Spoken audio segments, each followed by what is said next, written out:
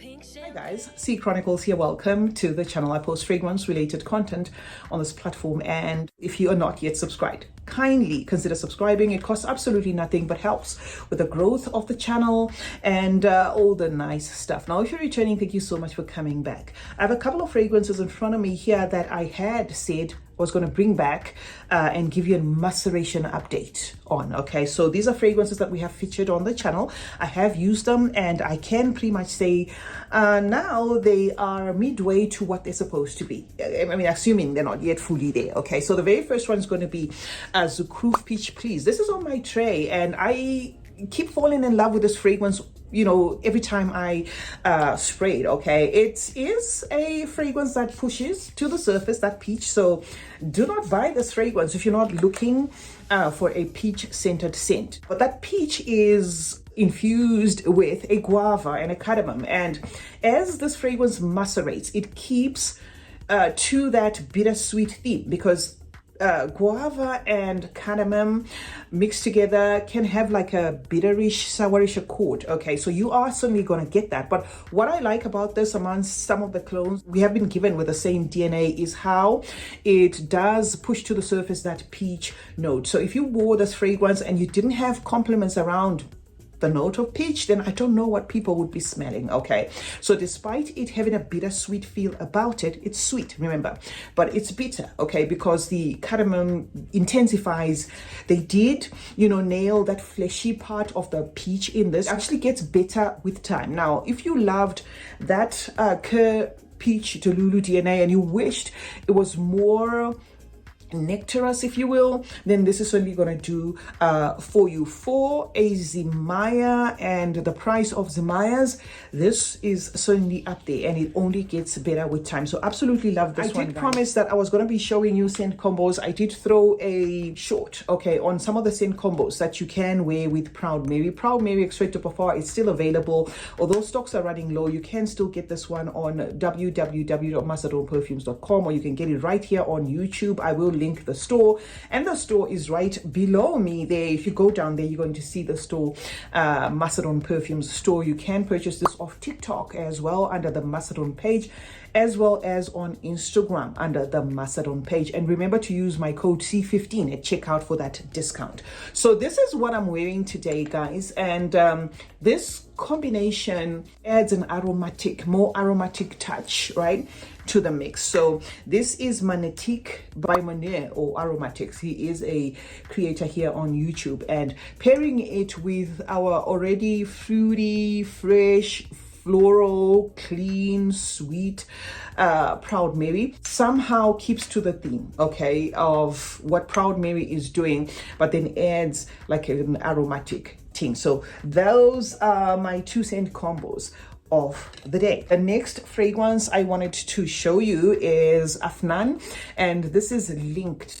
I haven't used this fragrance much. Okay, let me just show you how much I have used of this fragrance. I haven't used this fragrance much, and truly speaking, to me it's a floral that I kind of have to think off before I use. It's not a bad floral. It has macerated to an even richer feel of what it was doing initially.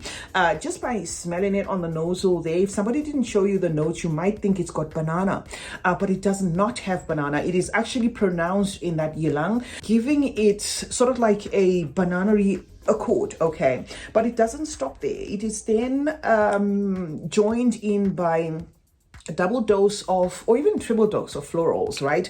And these are rich, intoxicating florals. You're going to get an intense gardenia mixing with an intoxicating tuberose, right? And it is at that point that this fragrance, to me, starts to present a push and pull.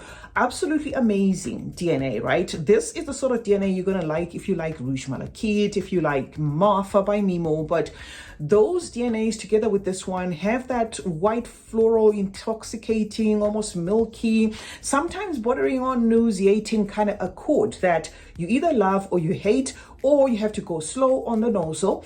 Otherwise you might find yourself choking out, like you're thinking, well, why did I overspray this, right? So this is a beast on its own. It is a beast in its own capacity, but it has a headiness about it, and as if those double, triple dose of florals are not enough. It is then joined by the coconut, and the coconut adds a milkiness to this. So what it becomes is a concentrated, intoxicating white floral, a lot of some creaminess, happening there. And for some, it can be off-putting. For some, it can be the best thing that ever smelled. For some, it can be nauseating. So that is what I can say about this. And when it comes to the Afnans, I have never had an issue with macerating my Afnans. They usually just show up pretty much doing what they're supposed to be doing. So this one being in my collection for 3 months and having even gotten richer means it's going to get even more intenser. So buy this if you are into heavy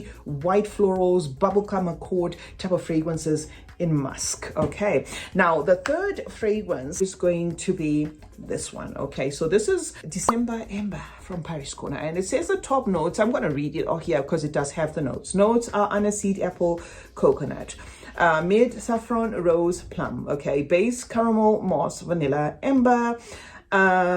Is it a double dose? No, amber, benzoin, and cedarwood. Okay, so we're going to spray this, but this still is my okay. I had to hesitate there because I don't like their December rose, but I do like their December vanilla. So I'm thinking, is the December rose still the worst of the two from the December, or this one? And maybe I'm going to say this one is on the same spot with my December rose. How I really didn't care, for my December rose. Now, first off, let's get the coconut out of the way. Do not buy this one for coconut. You're not going to get the coconut, or at least my nose is blind to it. I can not smell coconut in this, right? What I get most in here is a styrax, amber, benzoin type of scent, woody, that sort of thing. It's got like this a homely feel where you're sitting around the leather couch and stuff. It doesn't have like a smoky thing about it where I'd say it would remind me of, an old man smoking a pipe. No, it's not that, but there is something in this that is kind of nostalgic to me. Unfortunately, in as much as it has listed all these notes, it is a linear fragrance. It does list the note of caramel, which was, to me, what I was hoping would be the aha moment where the caramel is going to save it. But what it does is, yes, it will introduce like a candied feel in this fragrance, but it still maintains, that embery, olibanum thing about it, making it one of those less memorable fragrances. And it has a promise of perhaps something that will be intense, but then does not become it. I don't know how to explain this. Okay, it has not changed much. So it does look like this. No matter how long you keep it, it's still gonna keep to that linear feel of a warm, woody, embery, styraxy feel of a fragrance with a little bit of sweetness, the caramel not getting to be the center stage. So that's how this one develops, guys, with time, or at least that's what mine is doing. So, guys, it's going to be Avant Silk from the house of Maison Alhambra. This was a good attempt on Queen of Silk, but there are a few pointers here that makes this one not really like 100, okay, but it's totally wearable. This is a floral musk. This is a unique scent. This is an intense scent. This is pushy, okay? This is beast mode, just like what you would get, from Queen of Silk. It does list the note of jasmine and rose.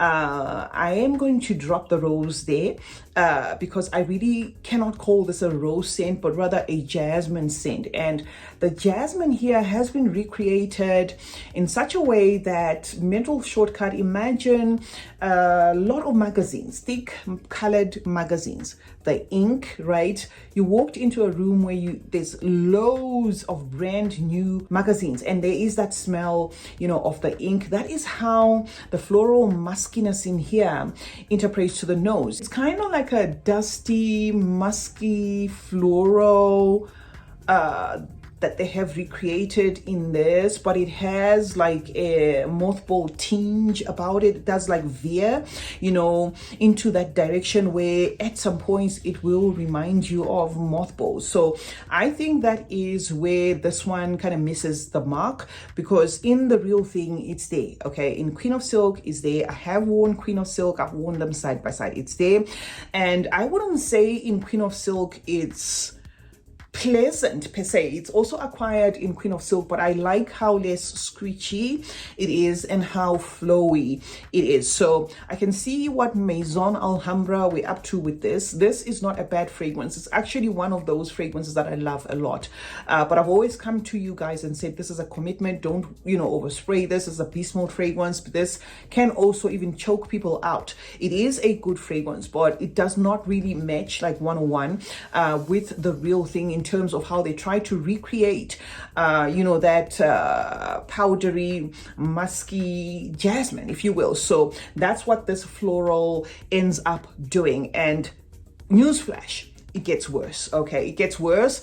It's a little bit less screechier than it was, you know, initially when I got it, but it's still there. It's still there. So buy this if you're okay with that, if you know it's not going to bother you, because it just keeps to that theme, even intensifies to an extent. I don't have a problem with it, but I just wanted to tell you how far it's gone, because it was one of those that when I brought here, I said I was going to bring back so that we see, you know, whether it changes completely, whether it is the sort of fragrance that is going to match up and stuff. And I had spoken about this one together with the Afnan one, and I think I'd still say the Afnan one is a better take in case you haven't bought either. Now next up, guys, is going to be Schmallow Fluff. I didn't pay much attention to this fragrance because it was another rendition to that Yum Marshmallow. Okay, and at that point when I got this fragrance, I was literally tired. This was gifted to me, right?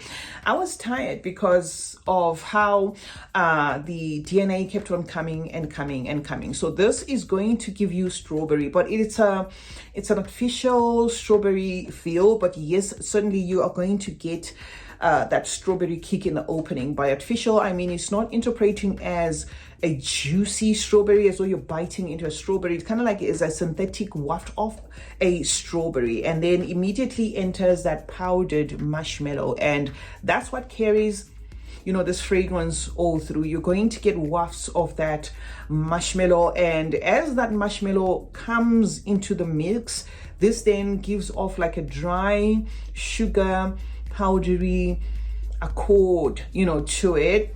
Also smelling like even hubba bubba. But what I like about it as it stays in my collection is looks like somehow along the way the coconut gets lost there in the mix, but what you're going to get is a sweetness of a praline. The praline is what holds on as this fragrance macerates, speaking more in, of course, that sweet candied strawberry feel. So I don't particularly hate this, but again, it's not one that shot up there, because when I got it, I'd gotten a clone from Arabiette.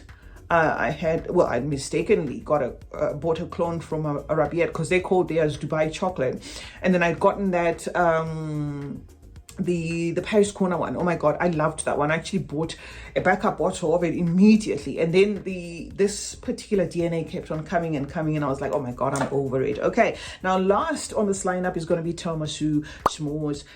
This is the one I'd say I'm least excited about. Okay, remember when I came to you here, I was telling you that it does have like a biscuit accord.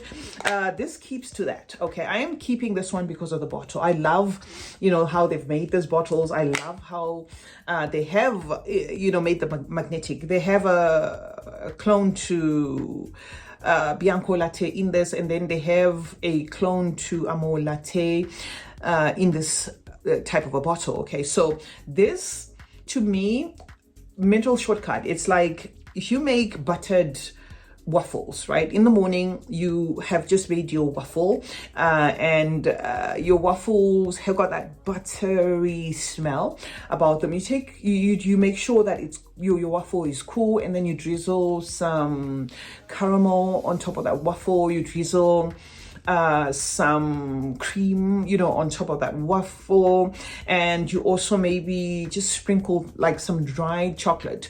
This is how this one feels. However, when you drizzle those in that waffle, you eat it and case closed. But if you don't eat it and you leave the waffle there, right, it's not like the honey or the caramel or the powdered chocolate that you just sprayed on there is going to be the center scent of the room or the center flavor, you know, that you're going to smell, especially if you leave your waffle for a long time.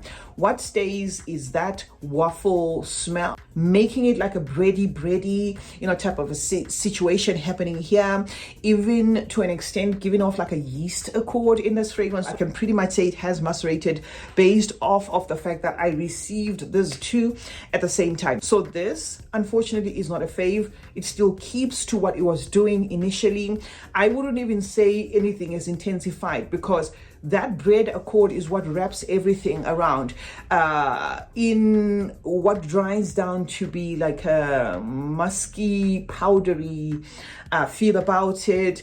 Perhaps a dusty marshmallow. So that's what this one ends up doing. Doesn't change much. It's still doing the same thing that it was doing, but of course I would like to think that it has macerated somehow, because I've had it in my collection for 3 months. So that's it, guys. That is the update on some of the fragrances that I've had introduced on this channel, and I told you I was going to give you a feedback of how they turn out. Let's meet in the comment section where we discuss more about some of these and other fragrances that you may want to clue us on, that you have in your collection, whether they get better with time or they just are dull. CeeChronicles is my name. Remember to like, share, and comment. Also turn on post notifications. That way you get to be notified anytime I upload a video. Thank you so much for watching. And remember that smelling good is a form of good manners. Cheers.